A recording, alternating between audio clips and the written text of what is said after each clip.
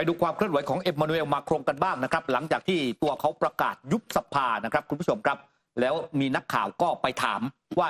เมื่อยุบสภาแล้วเลือกตั้งสสใหม่เนี่ยถ้าการเลือกตั้งสสที่จะเกิดขึ้นเนี่ยช่วงปลายเดือนมิถุนายน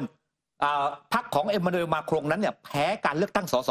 ตัวมาครงจะลาออกจากการเป็นประธานาธิบดีหรือไม่เพราะว่าคือการเลือกสสกับเลือกประธานาธิบดีมันแยกจากกันยุบสภาไปแล้วเนี่ยคนอื่นขาดจากการเป็นนักการเมืองแล้วแต่มาครงเนี่ยยังอยู่ในตำแหน่งเหมือนเดิมทีนี้มาครงก็ตอบกับผู้สื่อข่าวนะฮะเขาบอกว่าเขาเนี่ยจะไม่มีวันลาออกจากตำแหน่งผู้นำฝรั่งเศสอย่างแน่นอนไม่ว่าผลการเลือกตั้งนั้นจะเป็นอย่างไรเขาอ้างแบบนี้ครับเขาบอกว่ารัฐธรรมนูญของประเทศเนี่ยกำหนดโครงสร้างการบริหารของประเทศเอาไว้ชัดเจนแล้วนะครับซึ่งอย่างที่ผมบอกครับว่าดังนั้นเนี่ยเรื่องของตัวประธานาธิบดีนั้นเนี่ยมาจากการเลือกตั้งโดยตรงมีอำนาจแต่งตั้งนายกรัฐมนตรีและคณะรัฐมนตรีแม้ประธานาธิบดีเนี่ยสามารถแต่งตั้งบุคคลใดก็ได้ให้ดำรงตำแหน่งนายกรัฐมนตรีและรัฐมนตรีแต่ในทางปฏิบัติเนี่ยประธานาธิบดีต้องเสนอชื่อบุคคลที่สอดคล้องกับมติส่วนใหญ่ของสภาผู้แทนราษฎรที่สามารถรองรับและถอดถอนนายกรัฐมนตรีและรัฐมนตรีทั้งหมดได้หมายความว่าอย่างไรหมายความว่าถ้าเสียงข้างมากในสภาของฝ่ายค้านเนี่ยมีสสมากกว่ารัฐบาลฝ่ายค้านเนี่ยจะสามารถเสนอชื่อนายกรัฐมนตรีได้เสนอชื่อรัฐมนตรีได้ด้วยนะฮะคือเรียกว่ามาครงเป็นฝ่ายรัฐบาลเป็นประธานาธิบดีแต่อาจจะมีนายกเนี่ยมาจากฝ่ายค้านอาจจะมีรัฐมนตรีบางตำแหน่งมาจากฝ่ายค้านถ้าสภาเห็นชอบนะนี่เป็นเรื่องที่น่าสนใจมากครับทีนี้มาครงก็บอกว่าตัวเขาเองเนี่ยเขาไม่สนหรอกนะเขาจะไม่ลาออกเขายังจะบริหารงานแบบนี้ต่อไปก็รอดูนะครับว่าในฐานะที่เขาเองนั้นเนี่ยครับที่จะดำเนินการบริหารงานเขาบอกว่าวันนี้ถ้าเขาลาออกจากตำแหน่งนั้นกลุ่มขวาจัดที่นำโดยมารีน เลอแปนนั้นจะขึ้นมามีอำนาจจะทำให้ชาวฝรั่งเศสนั้นเนี่ยเรียกว่าดำเนินชีวิตยากและพาฝรั่งเศสถอยหลังจากเมื่อก่อนที่เขาจะขึ้นมาเป็นผู้นำของฝรั่งเศสด้วยครับจากที่ฝรั่งเศสนะคะไปดูอีกหนึ่งความสัมพันธ์ระหว่างเกาหลีเหนือกับเกาหลีใต้กันหน่อยนะคะเพราะว่าที่ผ่านมาจะเห็นว่า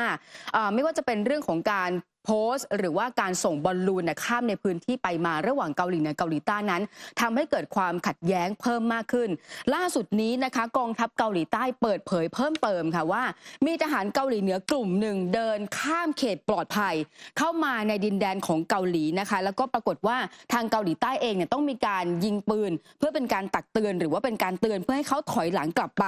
ประเด็นเรื่องนี้ค่ะทางเกาหลีใต้เนี่ยมีการรายงานว่าที่ผ่านมาเนี่ยบริเวณพื้นที่ที่เป็นเขตข้ามอาวุธเขตปลอดข้ามอาวุธนั้นทำให้มีทหารเกาหลีเหนือนั้นเดินทางข้ามเข้ามาไม่ว่าจะเป็นพืชพันธุ์ภายในเขตก็โตเร็วหมุดเขตแดนก็บดบังถนนก็ไม่มีทำให้ทหารเกาหลีเหนือนั้นต้องค่อยๆลุยผ่านหญ้าที่ขึ้นรกมาและปรากฏว่าเรื่องนี้ก็ทำให้เกิดความตึงเครียดอยู่บ่อยครั้งระหว่างเกาหลีเหนือเกาหลีใต้ค่ะปิดท้ายข่าววันนี้นะครับคุณผู้ชมครับเมื่อวานนี้เรารายงานข่าวว่าเครื่องบินของรองประธานาธิบดีของประเทศมาลาวีนะครับหายไปจากจอเรดาร์หลังจากไม่สามารถลงจอดที่สนามบินปลายทางได้ล่าสุดนั้นมีการรายงานข่าวนะครับพบซากเครื่องบินแล้วและก็คนที่อยู่บนเครื่องบินนั้นเนี่ยครับเสียชีวิตยกลำรวม10 รายด้วยกันประธานาธิบดีบาซารุสซักเวราแห่งมาลาวีแถลงยืนยันนะครับว่ารองประธานาธิบดีซาลอสซิลิมาเสียชีวิตพร้อมผู้โดยสารคนอื่นอีก9 คนจากเหตุเครื่องบินทหารประสบเหตุตกเมื่อวันที่10 มิถุนายนที่ผ่านมารองประธานาธิบดีซิลิมานั้นอายุ51 ปีกำลังเดินทางไปร่วมพิธีศพอดีตรัฐมนตรีท่านหนึ่งในฐานะตัวแทนรัฐบาลเครื่องบินออกเดินทางจากกรุงลีลองเวย์เมืองหลวงเนี่ยครับของเช้าวันจันทร์ที่10 มิถุนายนกำหนดลงจอดที่สนามบินนานาชาติมาซูซูห่างจากเมืองหลวงไปทางเหนือประมาณ380 กิโลเมตรในเวลา 10 นาฬิกาแต่ไม่สามารถลงจอดได้เนื่องจากว่าสภาพอากาศเลวร้ายทัศนวิสัยต่ำนักบินได้รับคำแนะนำให้หันหัวกลับเมืองหลวงจากนั้นเครื่องบินก็สูญหายไปจากจอเรดาร์หลังจากระดมค้นหาบนเทือกเขาซีคันกาใกล้เมืองมาซูซูเป็นเวลาหลายชั่วโมงในที่สุดก็พบซากเครื่องบินในสภาพพังยับเยินทั้งลำไม่มีผู้รอดชีวิตนะครับเที่ยวบินมรณะยังมีภรรยาของประธานาธิบดีรองประธานาธิบดีซิลิมาและทางด้านซานินซิบรีอดีตสุภาพสตรีหมายเลข 1ของมาลาวีร่วมอยู่ด้วยนะครับประธานาธิบดีซักเวราก็บอกว่ารู้สึกเสียใจอย่างยิ่งและแจ้งข่าวสลดแก่ประชาชนในครั้งนี้นะครับนั่นก็ต้องขอแสดงความเสียใจกับชาวมาลาวีด้วยนะครับสูญเสียรองประธานาธิบดีแล้วก็บุคคลสำคัญหลายคนเลยทีเดียวนะครับ พาคุณผู้ชมนะคะไปดูอีกหนึ่งความคืบหน้านะคะความสัมพันธ์ระหว่างไต้หวันกับสาธารณรัฐเช็กนะคะเพราะว่าก่อนหน้านี้จะเห็นว่าทางเช็กเองนั้นเป็นสมาชิกของทางสหภาพยุโรปและก็นาโตแล้วก็ก่อนหน้านี้ก็มีการยอมรับเรื่องของจุดยืนนโยบายจีนเดียวแต่ว่าล่าสุดนี้นะคะมีการรายงานว่าเดี๋ยววันศุกร์ที่ 14 มิถุนายนนี้ทางการของสาธารณรัฐเช็กนั้นจะมีการเปิดศูนย์แห่งใหม่ที่ไต้หวันเป็นการส่งเสริมความสัมพันธ์อันใกล้ชิดกับไต้หวันนะคะแล้วก็จะมีการจัดนิทรรศการภาพถ่ายของเช็กด้วยหัวหน้าศูนย์เช็กอย่างจิก้าปาเดสจูโควาเนี่ยบอกว่าที่ผ่านมาเนี่ยไม่ว่าจะเป็นเรื่องของการเสริมสร้างความรู้ความเข้าใจหรือเรื่องของศูนย์ต่างๆที่จะเปิดเพิ่มที่ไต้หวันนั้นเพราะต้องการที่จะให้สร้างความรู้ความเข้าใจให้กับประชาชนชาวไต้หวันเรื่องของวัฒนธรรมประเพณีของเช็กแบบดั้งเดิมแล้วก็ขณะเดียวกันเนี่ยจะได้มีการร่วมสมัยกันระหว่างทางการเช็กแล้วก็ไต้หวันด้วยค่ะครับคุณผู้ชมครับไปดูเรื่องของคะแนนนิยม